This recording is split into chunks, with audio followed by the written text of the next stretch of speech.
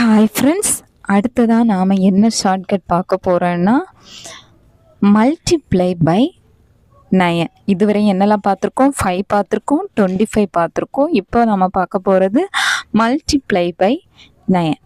வாங்க ஒரு எக்ஸாம்பிளோடு உங்களுக்கு சொல்லித்தரேன், அப்போ தான் உங்களுக்கு புரியும். சரியா? இப்போ நம்ம 24 × 9 24 × 9ஆல் நம்ம மல்டிப்ளை பண்ண போகிறோம். இது எவ்வளோ ஈஸின்னு பாருங்கள். 9ஆல் தான் நம்ம மல்டிப்ளை பண்ண போகிறோம். இதுக்கு என்ன பண்ணணும்னா 24 இருக்குல்ல, அந்த 24ஐ எக்ஸ்ன்னு நாம் எடுத்துக்கோம். அது பக்கத்தில் ஒரு 0வை போட்டிருக்கோம். சரியா? மைனஸ் என்னது, நம்ம கொஸ்டினில் இருக்க அந்த எக்ஸ். அப்போ x0 மைனஸ் எக்ஸ்ன்னு நான் வச்சுருக்கேன் ஈஸியாக. அப்போ 24 கூட ஒரு 0 ஆட் பண்ணி திரும்பவும் நம்ம கொஸ்டினில் என்ன இருக்கோ அதே மைனஸ் பண்ணால் நமக்கு கிடைக்கக்கூடிய ஆன்சர் தான் என்னது, மல்டிப்ளிகேஷன் பை 9. சரியா?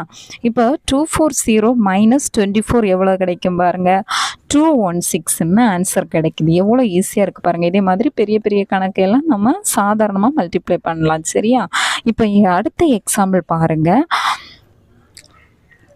27 × 9 இருக்குது பாருங்கள். இந்த 27 நம்ம ஆல்ரெடி சொன்ன மாதிரி 27 எக்ஸ்ன்னு எடுத்தால் பக்கத்தில் ஒரு 0, அதுக்கு அடுத்து திரும்ப அதே நம்பரால் மைனஸ் பண்ண மாதிரி 270 மைனஸ் 27 அந்த 27. சரியா? 270 மைனஸ் 27 என்ன வருது, 243. இதுதான் நமக்கு என்ன ஆன்சர். சரியா?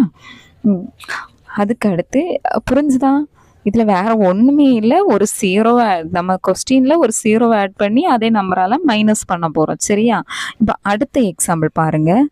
212 × 9. சரியா? 212 × 9. 212 பக்கத்தில் ஒரு 0 மைனஸ் நம்ம கொஸ்டினில் தந்திருக்கு, அதே 212. இதை மைனஸ் பண்ணி எழுதுனா நம்மளுக்கு 9ஓட மல்டிப்ளிகேஷன் கிடைக்க போகுது. சரியா? இப்போ பாருங்கள், 10ல் 2 போனால் 8, அடுத்து பேலன்ஸ் 1 1 0, பேலன்ஸு 11ல் 2 போனால் 9, 2ல் 1 போனால் 1. நம்மளோட ஆன்சர் என்னது, 1908.